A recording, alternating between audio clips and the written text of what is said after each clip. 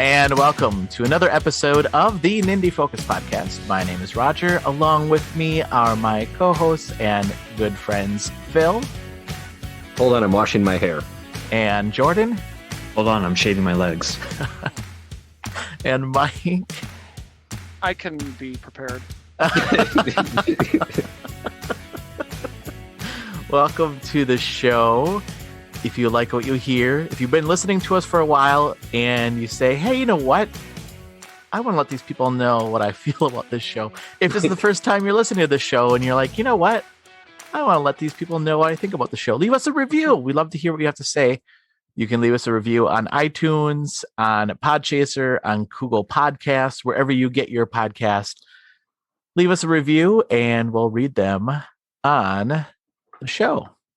And if you're an indie developer and you hear us talk about your game, feel free to post about it on Twitter. Yeah. Actually, I should mention that, shouldn't I? Actually we had the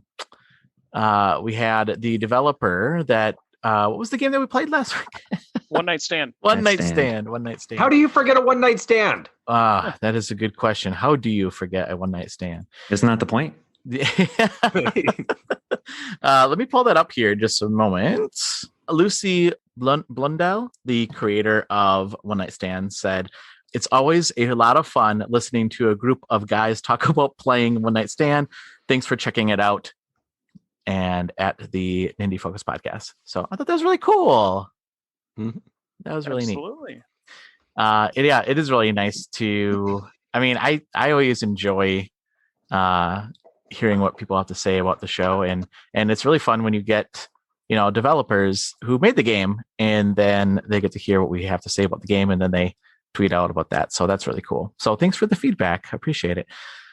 All right. So this week, the game is the Padre. Now, I was going to talk like the Padre the whole episode, but I figured I better not. Yeah, you better not. You better not. So we have some thoughts on that game. I certainly have some thoughts on that game. Before we get into that, though, we'll go around and tell people what we're currently playing. And Jordan, we'll start with you. What games are you currently playing? Nothing too much this week. I put in a good chunk of time into Blue Fire, though, so I played some more of that. Oh, nice. Won't talk too much more about that since we said a lot about it, though I will echo what I said before about how I wish I had a map. Now that I'm further in, I especially wish there was one where I could place waypoints and stuff, because I've gotten to a point where you will get quests from just random NPCs in the world, in the levels and stuff. And they'll be like, oh yeah, please go find all these other people or whatever that you've maybe seen or maybe haven't seen throughout your travel so far. And it would have been really cool to be if I had put a waypoint down to be oh, I'm going to need this person at some point. Yeah. And whereas now I'm I don't even know if I want to go try to find them, because it may take me a couple hours or an hour straight just of going through every region, in every door, just to be are they in here? Nope. Are they in here? No. So yeah, I just still really wish that game had a map. And also, yeah, this game is definitely not for little kids, because it is so hard. I hit a couple of the little voids or whatever that the amount of obscenities that left my mouth. There are just some extremely, extremely difficult ones that, just one little false move and you're done. And some of them have moving platform stuff. So it's you can't even go as fast as you want. You have to go as fast as the level will let you, which is even more frustrating when you're dying a lot. So yeah, don't buy your kids this game. Otherwise they may learn some new words that they picked up from you when you were watching your football game or something. Hey, it doesn't have a map, but it does have, well, I should say the website crashes. Oh. The website has a strategy guide. The Graffiti Games came out with a strategy guide and it looks so cool. Can you tell me how to get the spin attack? Because I keep seeing tips for spin attack, and I don't know if I just missed it early in the game or if I don't have it yet. I think it does. Yeah, that'd be good to know. Yeah, no, it's Mike. I shared with you the strategy guide, right? You sure did. Yeah, isn't it cool looking? I love it. Yeah. I think it's so cool looking, and it looks like the Prima.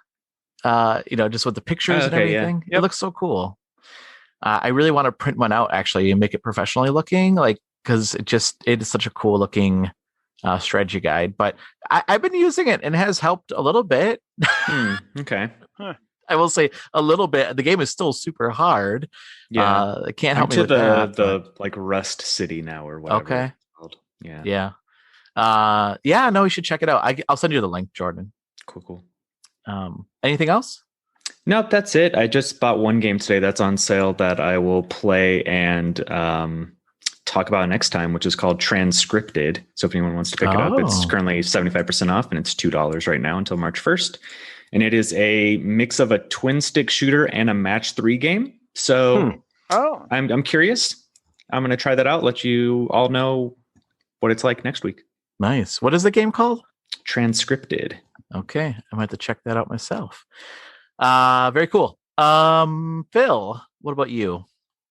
Really, the only thing that I did this week is I put the bow on Foregone and wrapped that up. Oh, nice. Yeah, that's awesome. Congratulations. 7.5-ish hours and minimal complaints, with the exception of I had no idea what was going on in the story because either they didn't really tell me anything that was going on in the story or I just didn't pay attention, which is usually the case when it comes to me in a lot of games. But when you get to the final boss, who is definitely the most difficult portion of the game, like he actually took me probably a good 6-7 tries to finally take down, which doesn't really sound like that many, but everything else was 1 to 2 tries for all the other bosses and mini bosses. You do get 2 options as to how you want to handle it. So I'm going to assume that there's multiple endings as to what happened. Yeah. My only complaint is, again, the lack of story, but like most of the time the story was given, like as you'd walk into a room and be like, oh, there's a statue of so-and-so. I remember back when I worked here. And you're like, okay. But yeah, outside of that. It is a game that ends then. So it's not like a lot of the other, like, it's not like, whatchamacallit, the one that we kept, Dead Cells or something like that. Dead Cells. Yeah, no, there's a finish to it. Okay, interesting. You get to the end boss battle, and then I believe there's also New Game Plus that's attached to it as well. So you can start over again with all the stuff that you've got. Love New Game Plus. Nice. Very cool. Anything else? Nope, that's about all that I did as far as indies go. Okay. What about you, Mike? So the reason I was late today is because I was playing a game, but I'm going to throw this out here really quick. I have the Sony Gold wireless headset for the PlayStation 4. And just so everybody knows, it works on the Switch. Oh, really? Interesting. Yes. I was I had it obviously in dock mode and I plugged in the receiver to it and it worked perfectly. So in case anybody has one of those headsets and want something nice for the Switch, there you go. So I'm going to throw that out there first. And then, and the reason why I was late is because I didn't hear my phone going off when you were sending messages like, okay, I'm ready now. So, which I wasn't apparently, but yes, keep going. Yeah. So I was actually playing a game that Roger, you know pretty well. It involves jumping and hives. Oh yeah. That's a good game. Yeah. It was the first time I tried it. So I played Hive Jump. Yeah. Which is, again, it's the word that I hate, but that's okay. It's a roguelite, right? Yes. Something like that. It's like almost like a Contra roguelite. Yeah. Yeah. You're destroying aliens. You get dropped into an underground area and you have to kill all the aliens that you can find, and you use their body parts to purchase upgrades. Move on to the next. Kind of like it reminded me of Spelunky. I don't know if anybody's ever played Spelunky. Yeah, Spelunky's great. Yeah. So when you finish a level, you it gives you that like in between screen where you see all your stats and stuff like that. You can upgrade your grenades, upgrade your gun, choose a different gun, things like that. The cool thing is it's a tough game, of course. But if you die, your backpack or your jetpack kind of floats around and the aliens will attack it. But if you could survive for like however many seconds it takes, then they'll beam down another person and you don't lose. You only lose if they destroy the backpack.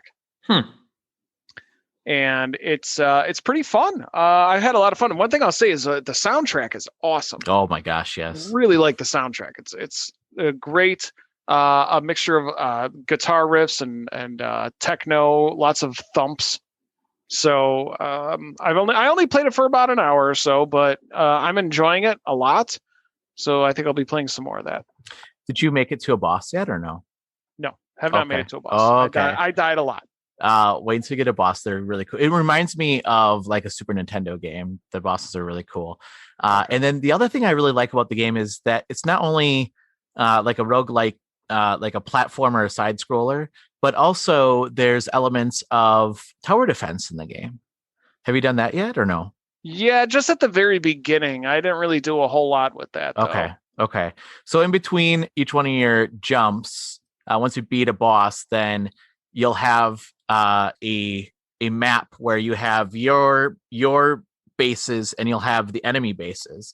And once you defeat one of their hives, then you take over that base, but then they'll send in troops to your base as well. And then you'll have like a standoff between your troops and these aliens that are coming to attack.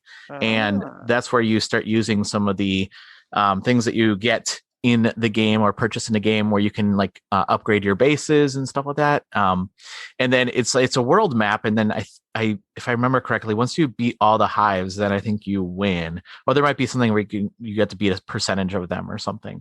Gotcha. But it's such a cool. I love that concept because it's like strategy, like tower defense, and platforming side scroller. Like I love that. And the bosses are really cool. I cannot wait for you to play against some of the bosses. They're randomly generated, so you don't really know which one you'll be taking on. If I remember correctly, it's been a while since I played this game. And there's some bosses that are easier than others. And then whenever I got to the ones that are really hard, I was like, come on, I wanted the easier one. But it's really fun. It's a great game. You can play co-op in that game. Yes, you can. And do you know, does it have online or is it only local? No, I think it's just local. Oh, yeah. I'm sad now. Yeah, but it's a really great game. I love that game. The studio is out of St. Louis, by the way, just in case you're wondering. Right. I saw that at the beginning. It said made in St. Louis. I was like, hey, I know where St. Louis is. I've been there. Yeah. Cool. I'm glad you got to play that. That's really awesome. Yeah, I definitely got a ways to go, but I'm still enjoying it. Nice. Anything else? Actually, no, that was it. Okay. For myself, so the first game I will talk about is a game that Mike actually suggested, and I was streaming this. When did I stream this? Like the weekend or something, I think right? It might have been Sunday or something. Maybe Monday. Yeah. It's called, well, we already talked about this game before. Hidden Through Time. I got that game. And it is really hard. It is not easy. It is. It's a challenge. It is really challenging. Like there's one that's like, okay, you're gonna find a bow.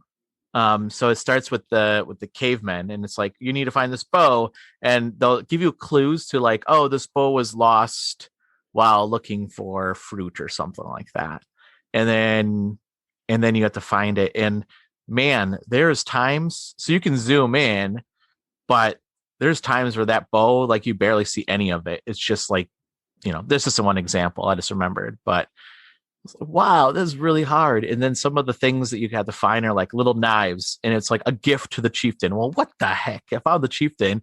There's no knife there. It was like far away. I don't understand that clue at all. It didn't make any sense whatsoever. But I enjoy. I mean, it's a chill game.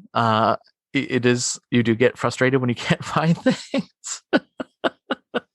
Yeah, it does. It gets to points where you're like, I'm done. I've had it, and there it is. Yeah. I almost gave up on one of the maps. I was just like, I can't do this. This last piece, I'm just going to move on. And then right at the end, it's always in the last place you look, isn't it?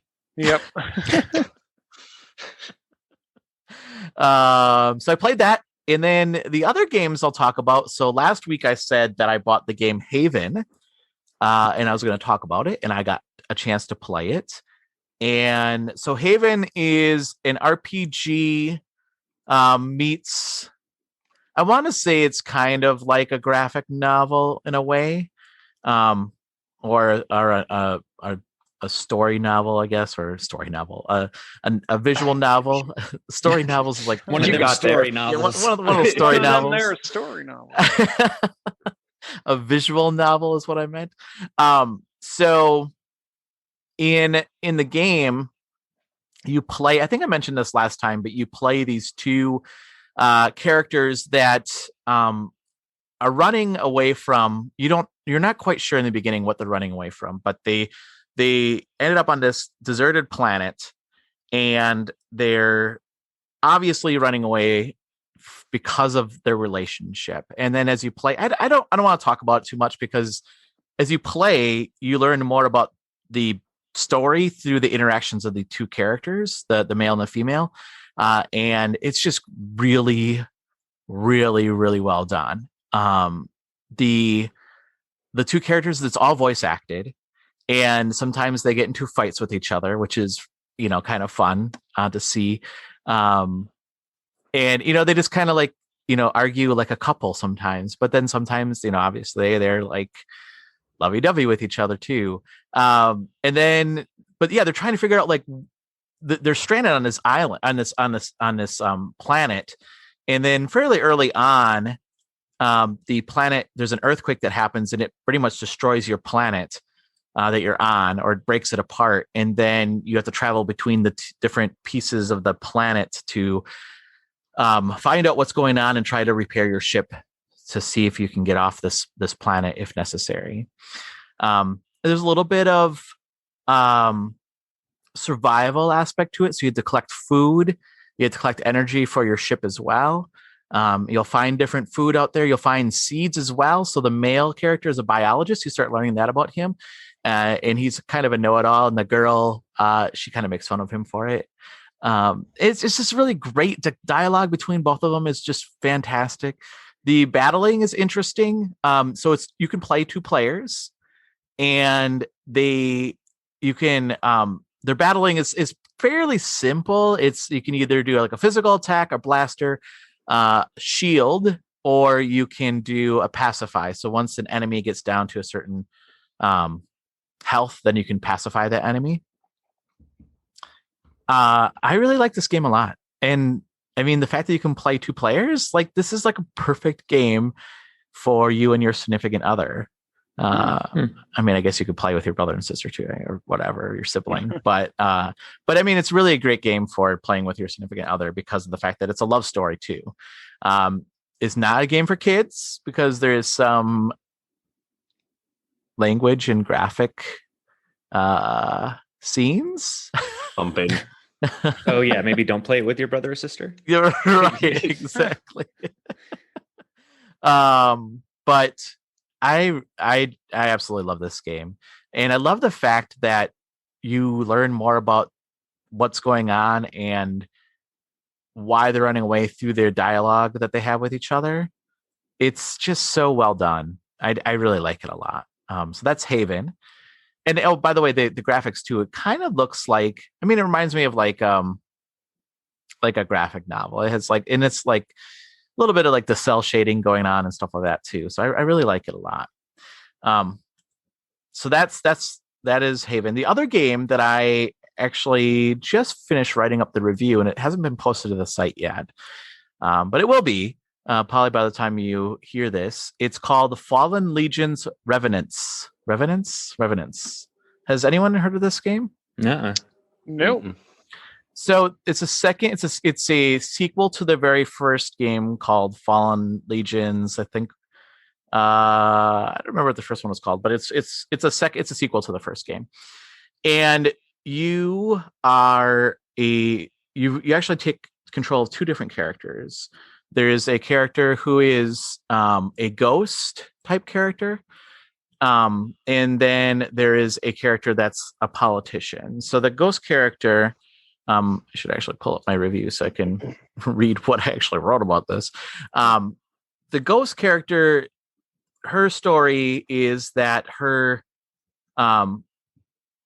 Rowena, her son is captured by this tyrant in this Welkin castle. So this tyrant, apparently she used to be like an advisor to him or something, and then he beheaded her and then captured her son. Yeah, that's a great way to end your time at the castle. So she's trying to get See you later. So she's trying to get her son back, and then the other character you're playing is a politician that's in the castle named Lucian, and he's a politician within that castle, and you join forces together to try to take down this Ivor. He's the tyrannical ruler. So it's an RPG game, and the way it works is some of the unique aspects, I should say, of the game. It's an action RPG game. So you control, in the battle times, you're controlling Rowena and these weapons that take on like these human form, and those are called exemplars. And exemplars, they, like I said, they're different weapons. So I think you start with a gun and a shield and a sword and a rapier. And the way it works is you'll have this meter that fills up for each one of the characters, and each character is assigned a button. So I play on the Switch. So the Y and the B and the A buttons are all your different exemplars. And then Rowena, the ghost, she's assigned to the X button. And it's a side scroller. So you have three when you keep running until you run into an enemy. So you don't really control that. Just it's a constant runner until you run into an enemy. And then when you have a battle, there's three squares on the left-hand side, and you move your characters between the three different squares.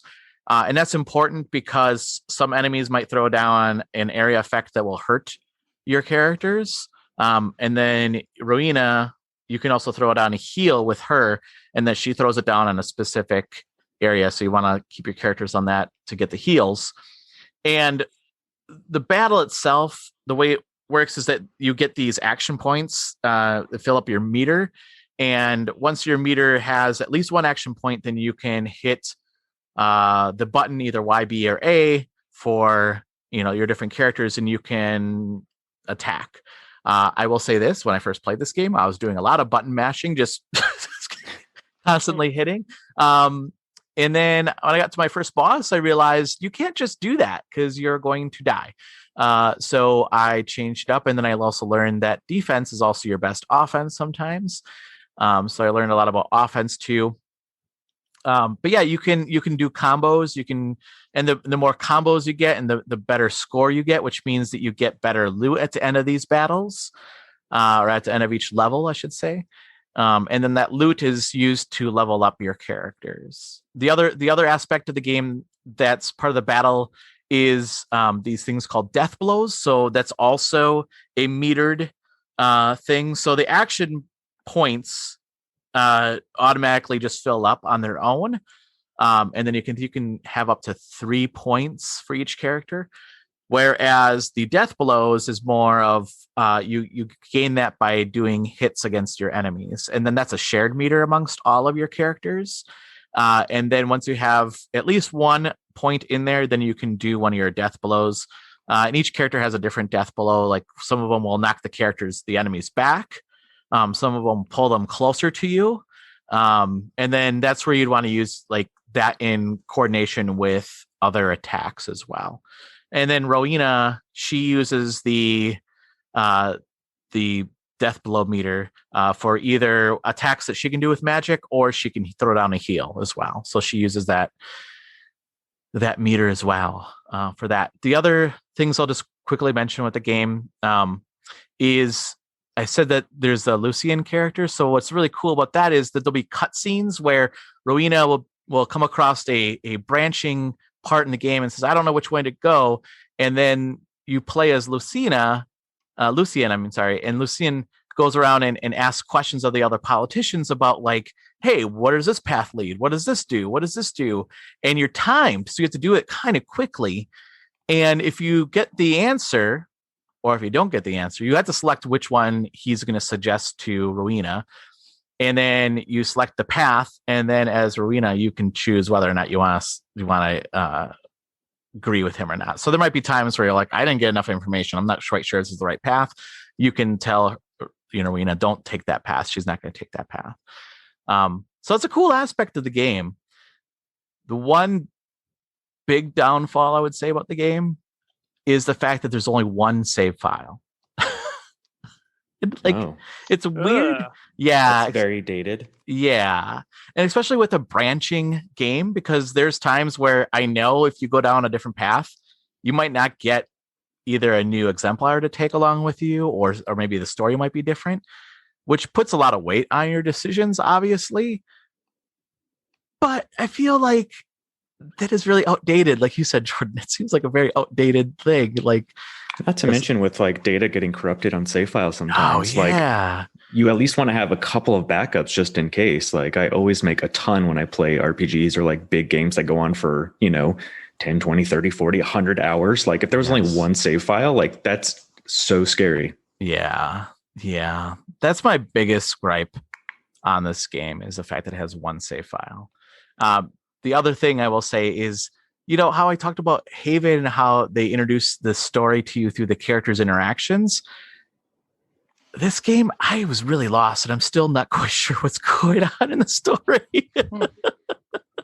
And I thought, well, maybe it's because it's the second one in a series. I don't think that's the case. I just think that they don't explain enough of what's going on and who all these different characters are, because you run into a lot of different characters. And I'm like, what is going on? I don't understand this. Okay, there's one bad guy, but why is he a politician in his castle? I don't know what's going on. Why is her son captured? I don't know.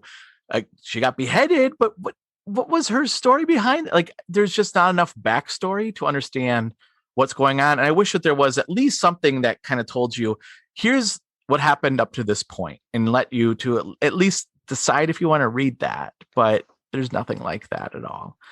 And it just got a little, I'm still confused. Where's my Prima guide? Yeah, exactly. But overall, I enjoyed the game. The other thing I'll say, leveling is unique in this game. I'm not going to get into too much of it because I already talked a lot about it. You can read my review online.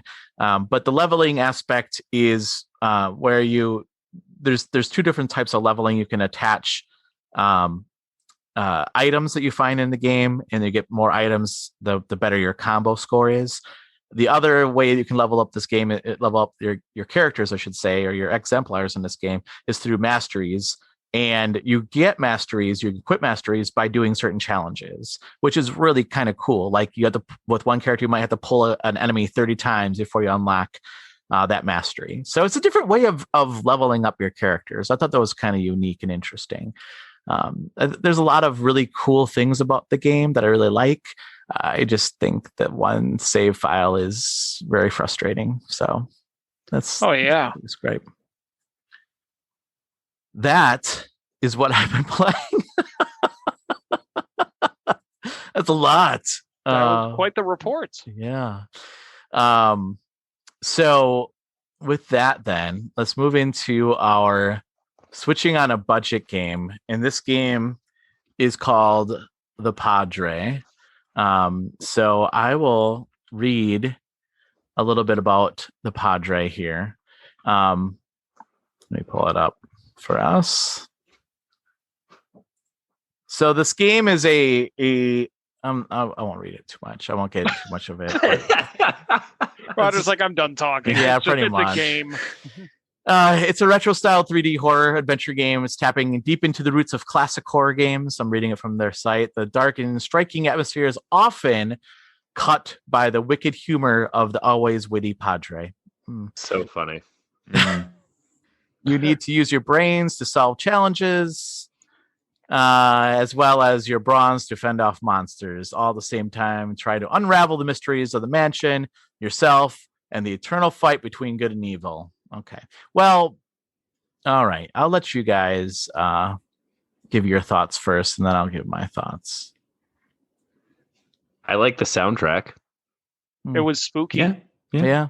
It was good. You know what? I will say this when I'm going to go back to these headphones that I've recently discovered. It's something like there was like a door that opened. Oh, no. It was towards the beginning, and it was I go into the bathroom, and the door slams behind me, and like some weird stuff happens. Oh, I have a lot to say about that, by the way. But yes, and it was really spooky. Like I didn't know what was happening. I'm like, okay, what's going on here? What's going on? And that kind of got me on edge a little bit. So I'll say the sound design was pretty good. I also like the fact that it's like, it reminds me of Resident Evil. It also reminds me of Alone in the Dark, which is funny because they make a joke about Alone in the Dark at the beginning of the game. But I liked how like there's enemies in there, but it's not just like you don't necessarily just have to go in and attack them or shoot them or something, right? To kill them. Like there's things that you can do to get them to go away. Mm-hmm. I found that interesting. That was an interesting take on it. In my opinion, the controls really could have used a lot. And I know they were trying to go with the whole old school Resident Evil motif. But if I have to restart the game because I'm getting stuck in between a clothing rack and a wall, or multiple times. Oh, interesting. Yeah, or I can't move because I'm stuck in the doorway, and that gets a little bit frustrating. Mm-hmm. Phil? I really don't know what to say about this game other than that I really like the soundtrack. The frame rate was horrendous. Yeah. So I decided to do some investigation and see if it's like that on all the other consoles. It turns out it's just on the Switch. Like I watched a video of the PlayStation 4 playthrough, and I should say not the entire playthrough, but just to see how it ran, and it ran smooth. It looked like it was doing a good 30 frames per second as opposed to the 5 that it was doing on my Switch. I don't know if maybe it's because my Switch is full. No. Were you playing it docked or handheld? Docked. Okay. Wow. See, I played it handheld, and I had. I did too. You didn't have that problem? I don't know if I did. I don't know if I just immediately accepted. Oh, this is how it looks, and just gave it a pass. I didn't like notice it to a point where I can think back and remember being like, "Wow, the frames are bad." At least. Mm. Yeah, it was pretty chuggy on my end. It was chuggy, and it was very floaty. Because of that, I felt like.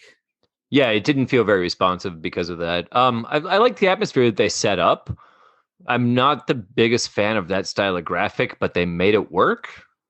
Yeah, no, I actually really liked how it looked, honestly. Yeah.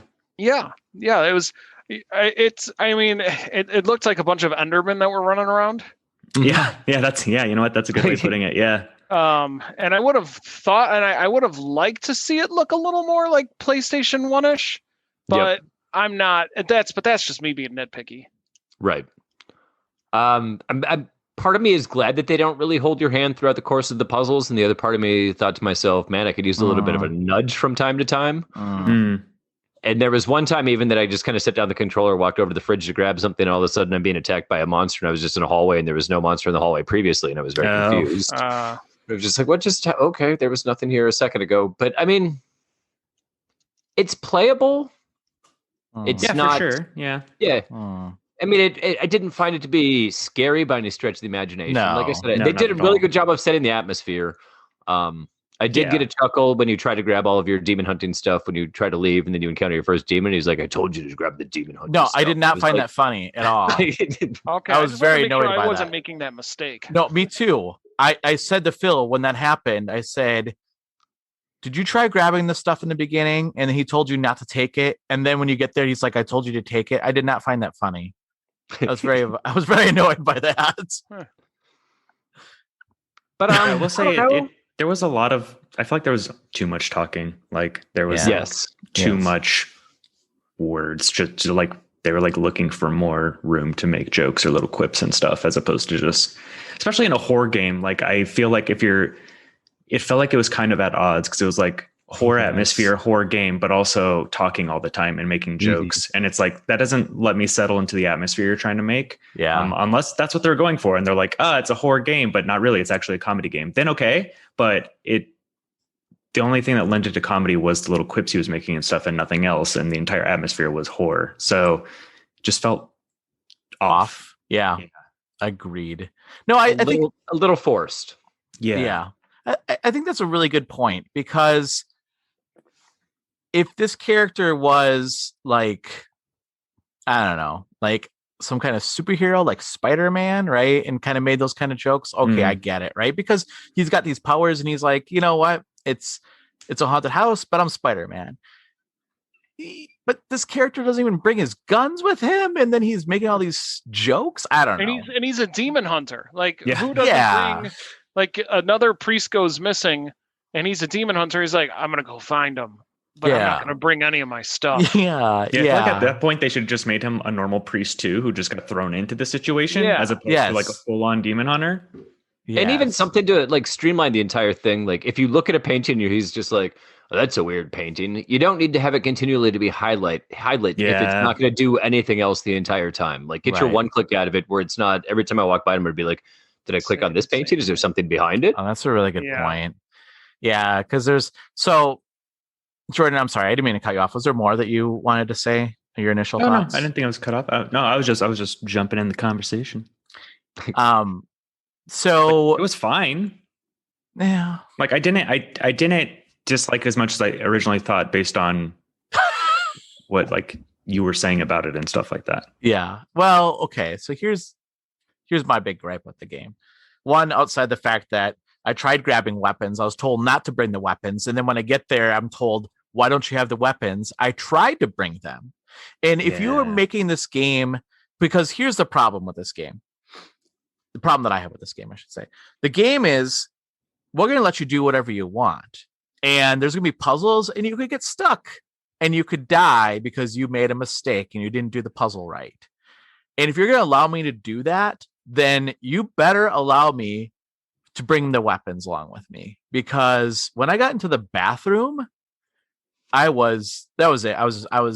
got locked in, and there was a closet there. Yeah. And I was like, okay, well, I have a crowbar with me. Nope, that doesn't work. Nope, that doesn't work. There's nothing. I was really mad. And then the stupid thing in the bathtub killed me with blood splots, apparently.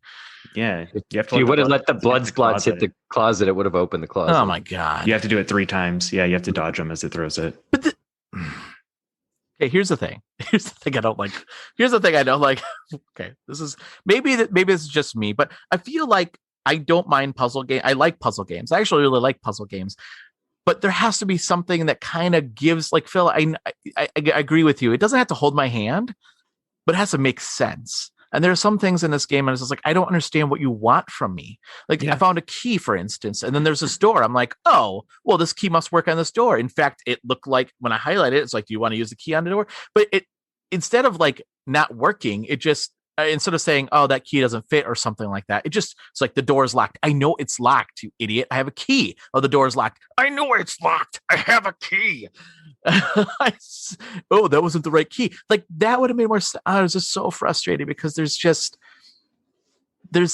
get what you're saying, though, that like in a lot of puzzle games, the puzzle works either there's a lot of situations for the puzzle, so it's like you can do it a bunch of different ways, or in most cases there's one solution for the puzzle, but it makes sense. Like, oh, I could only do this because this item worked. But yeah, it feels weird if you're trying to get into a wooden closet and you have a crowbar and the only solution is for the blood monster to shoot something out of it to open the door.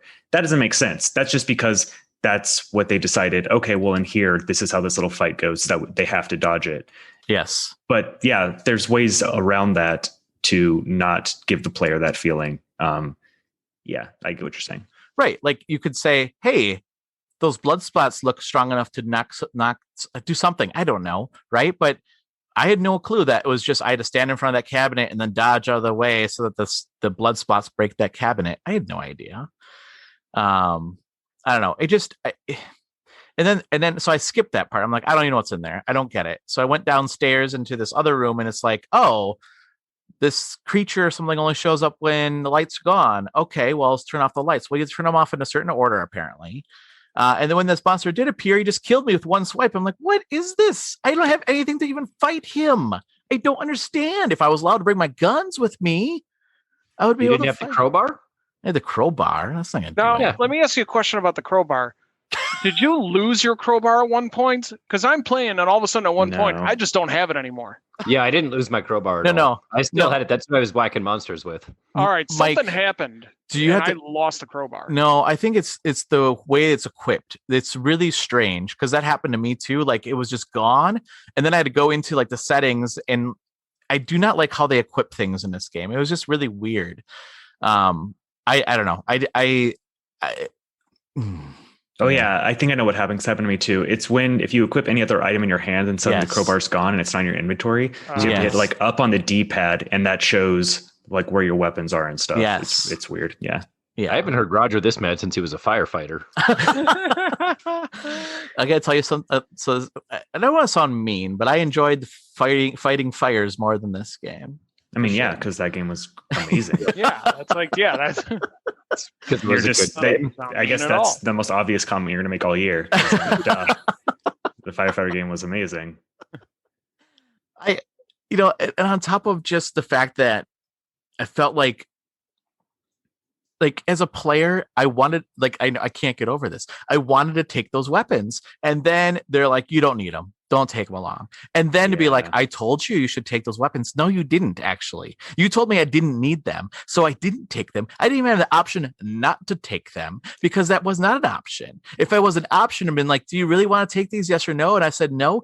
Then you have something to say. I told you should have taken them, but I didn't even have that option. No, I had to go into this haunted house with nothing. Oh, I found bullets. That's cool, but I don't have a gun. Oh, I got a crowbar. Yeah, that's not going to do anything. But if you use the matches on the opposite side of the bullet, it fires them off right at the enemies. Shut up. Yeah, I totally made that part up. Okay, I was to say that is not how bullets work. That was for the Padre. That's for the Padre.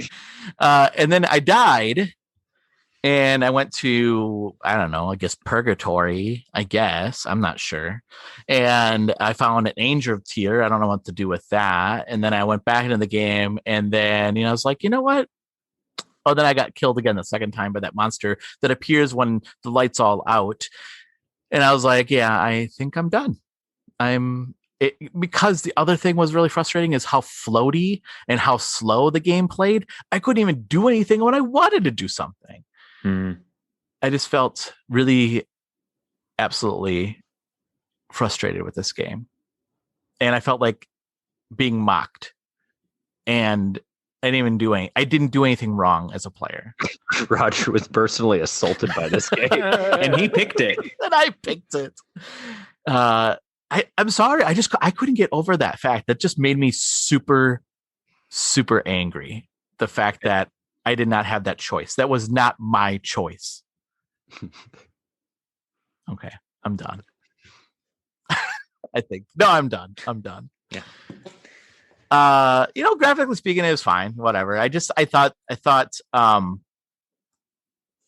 the Padre's eyes, why they were glowing. Did they ever explain that? I don't even know why.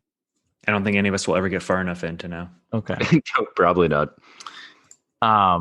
Maybe he's full of holy light or something. I don't know. Anyway. Sure, why not? Sure. I thought again, I didn't make it very far because I got really frustrated, but I did think like the woman in a rocking chair was a little creepy. Mm-hmm. Good sound, like the sound design I enjoy. No, actually, can I talk about that? Actually, all right, Mike? fine. Sorry.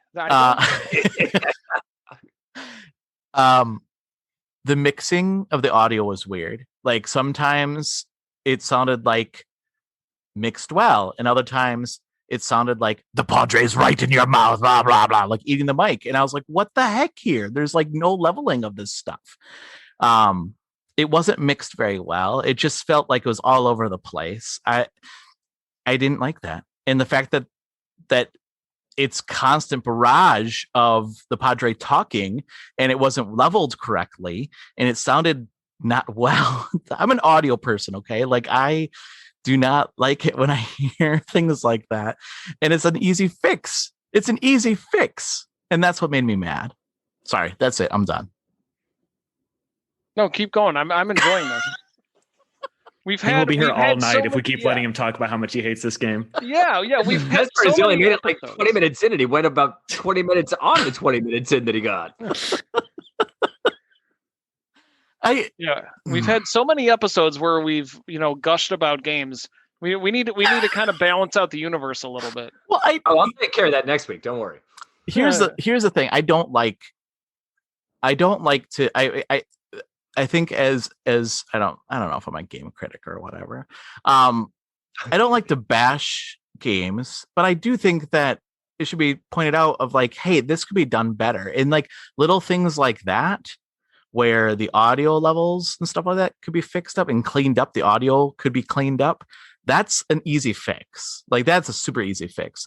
The fact that I felt ridiculed in the beginning of this game, like that's an easy fix. Like these things are just not things that should happen. The fact that the game ran as poorly as it did, I look at games and I know you guys are not a big fan of Wrestling Empire, but look at how that game is. I mean, that's, in the style wise, it's similar, I should say, but that's all generated The computer's constantly thinking about what characters will be coming out next and such.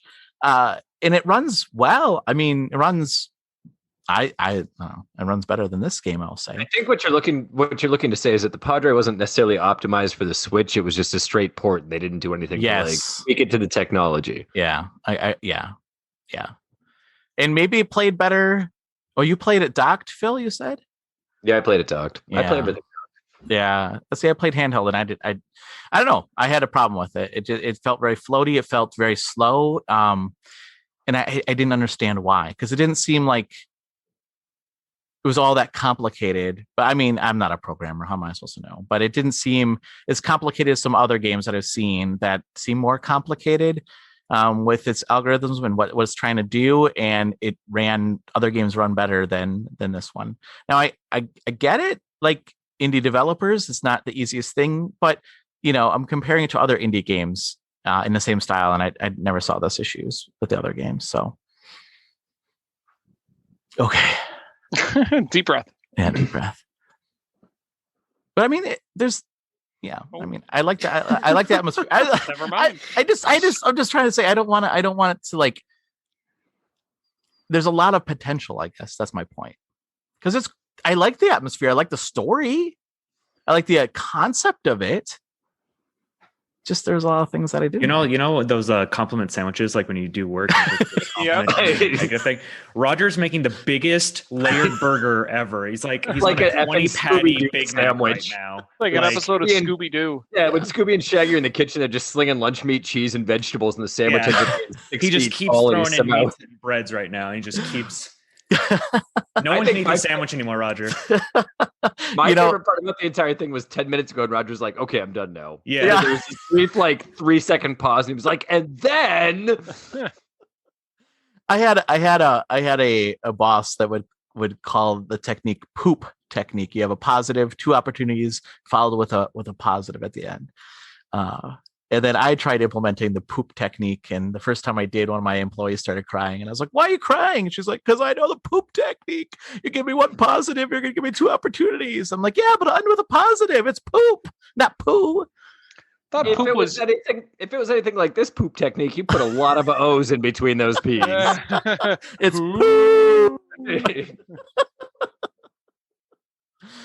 Oh, okay. Now seriously, I am done. Phil? Just like with the game or with the show altogether? With the show. No, I'm done with the game. That's how bad it was. Yeah, that, my friends, is the last episode of the Nindie Focus Podcast. No, we must go on. Phil, what are we playing next week? While Roger was talking, I went through and found 7 possible games that I think Phil may be picking based on a couple of things that he said. Ooh. So I'm going to be very curious. At least say the price first so I can narrow it down to see if I'm right. $1.99. Ooh, okay, wait, guess. let me see. Hold on. Okay, that one's $1.99. That one's $1.99. Hold on. That one's $1.99. Okay, so 3 of my 7 are still alive. All right. It's like playing Guess Who the Mystery Thing. Yeah, it is. Yeah. It is. Do you want to take the next guest? Hold on. Yeah, ask another question about Yeah. When does the sale end? February 28th. Oh, nope. Sorry, I lost. Oh, all of your guesses are not. All of them. Oh. Yeah. All right, Phil. I may have to buy a couple of these then, just so I can talk about them because they look atrocious, and I want. Oh, Jordan, if you're ready to start typing, here it comes. Wait, Phil. I want to. Can I ask you a few questions before you pick? Before you? Why, you got ideas too? Well, I might. I just want to find out. I just want to ask a couple questions. Is it a game that we will be familiar with? I doubt it. Is it a genre that we would be familiar with? Sure. Can I? Well, I'll wait till Roger's done. No, I'm done. Go ahead, Mike. Can I guess the name of the game? Yeah. Are you sure? I mean, I'm not sure you can guess the name of the game, but you can. No, I mean, because I know if you have like a whole intro going. Not really, because like the first line of the entire description is the name of the game. Oh, okay. Then, in that case, I'm wrong. Oh. Phil, give us some other clues. I'm kind of interested to see if we can. It is a here. I'll read the description and I will blank out the name of the game. Okay. Blank is a twin-stick physics puzzler in which you have to fix broken electric wires using your magical yellow repair liquid, MYRL. Get ready for a challenging journey through a variety of gameplay mechanics and hilarious sound design. Can you beat all 69 levels? Ooh, nice. Your grandmother turned her vintage radio up too much and caused lots of cables to break at the nearby power plant.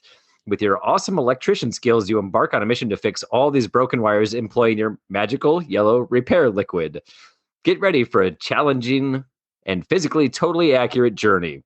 Control your character's feet using the thumbsticks of your gamepad. Be warned, though, he's quite fragile. Deploy magical yellow repair liquid where necessary so your grandmother Is it just pee? Is it just pee? Favorite tune again. Yeah, is it pee? Yeah, that's nowhere near anything I would have guessed. For your convenience, we included Grandma's favorite tune in the credits scroller, including features of totally awesome features in 69 exclamation mark levels throughout 3 campaigns. Classic campaign with 30 levels. Advanced campaign with another even weirder 32 levels. Looking for some gameplay variation? Try this mode. You can only lift 1 foot at a time. 1 foot stays on the ground. Space. Yes, space campaign. A couple more levels with 0 gravity. Tons of, well, replay modes. Yeah, what is this game? Normal, default, PEP, everything is faster, flashing lights, faster music. DRNK, the world rocks back and forth, rock music, alternative voice audio, German Shiza mode, brown mirror balls. Oh boy. Fun to fail, quick to retry. What else? Interact with various physical-driven objects, immersive sound effects and voice acting, interactive soundtrack that constantly changes, lots of achievements, entertaining to watch and listen to. You will tell your grandkids about it someday. The name of this game is Safety First. Oh, okay. Never would have guessed that. I'm not sure if I'll tell my kids about this game. Maybe. Who knows? Maybe I'll tell my grandkids. You've got magical yellow repair liquid. Mm-hmm. Well, and I have only one guess what that is. Oh my god! I'm looking at the screenshots now. Wow, that is not what I expected. Wow, that is the complete opposite of what I expected this game to look like. Whoa! Okay. What is? I'm sorry. What is this game called, Phil? Safety First. Safety First.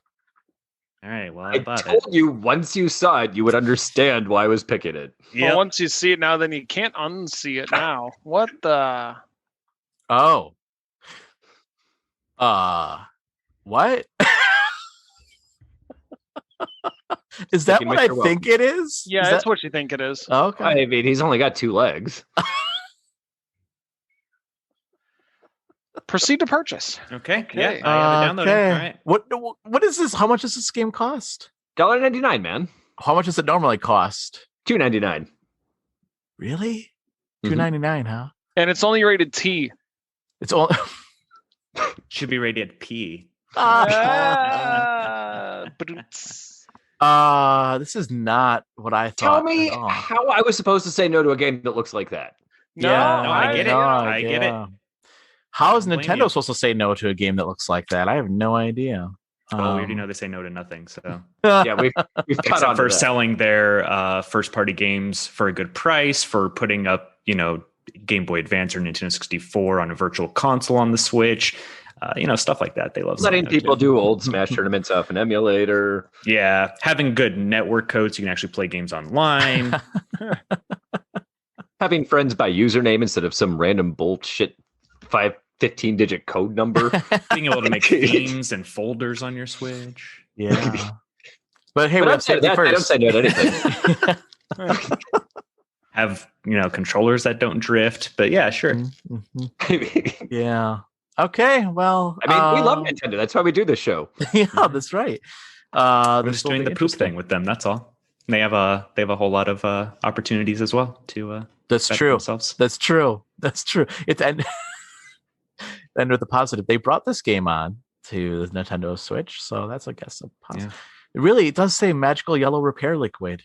Yeah. Interesting. Huh. Although I will say this game has gone down to 99 cents a lot, so we're paying like a premium price here. Oh man, I'm sorry. I'd never even seen it before. If I'd seen it before, we would have played it a year ago. It would have been the first episode. Yeah, this would have usurped Roar a long time ago if I would have seen this thing. I like that. Like, there's 3. All right, there's 5 screenshots, so there's no video at all. But one of them is The Sword from the Stone, historically accurate. Who knows? Maybe this game will surprise us. Maybe we'll find out. You will all find out next week on the Nindie Focus podcast. So there you go. Okay, well,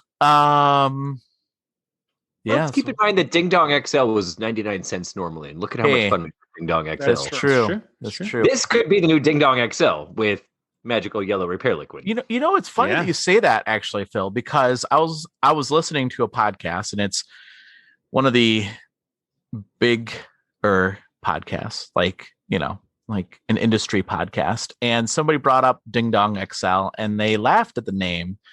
Obviously never played the game because they're like, oh, Ding Dong XL, why would you play that game? And I was like, well, maybe you should play it before you start knocking on it, because it's actually a very good game.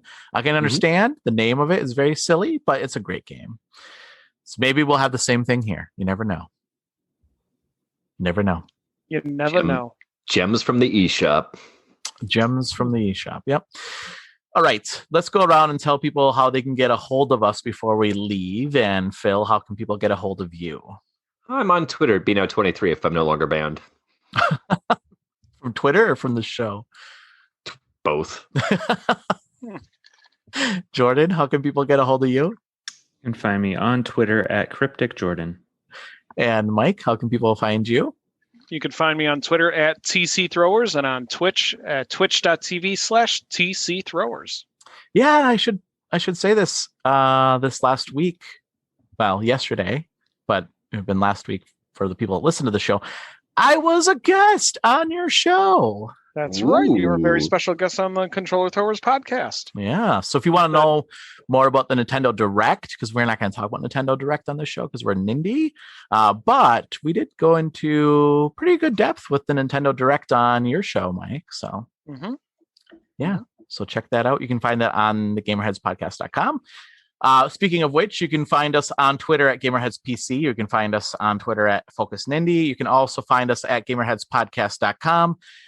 And now that I have my new computer, I am also going to be streaming more. So you can find us on Twitch at twitch.tv/GamerHeadsPodcast. And I was streaming that Hidden Through Time. I think I might stream that again. Maybe that'll be my Sunday relax game or something. You should probably stream some Safety first. Yeah. That would be streaming something. That's right. Streaming it either. Yep, you got it. Yeah. All right. Well, Phil, thank you so much for joining us this week. Thanks for having me. And Jordan, thank you so much for joining us this week. Always. And Mike, thank you so much for joining us this week. It was a blast. What? I was being sincere. And listeners, I was just thinking we had a lost opportunity to all finish with some kind of magical. Yeah. Listeners, thank you so much for joining us and giving us a listen. If you like what you hear, leave us a review. We want to hear what you have to say about the show, and that helps us grow as well. With that, until next week, please stay safe and game on. Talk to you next week. See ya. So long. Take care. Bye.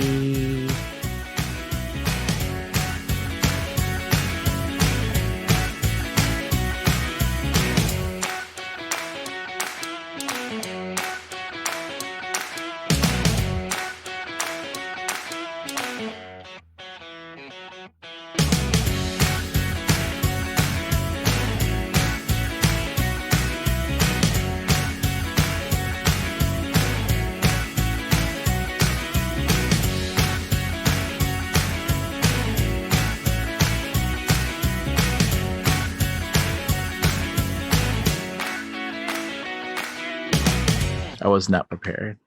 I do want to read what they had to say. Yeah. Mm-hmm. Yeah, it's interesting. Isn't it? Yeah. Nothing interesting. I'm saying. I'm just gonna keep making noises until you got it. This will be all edited, maybe.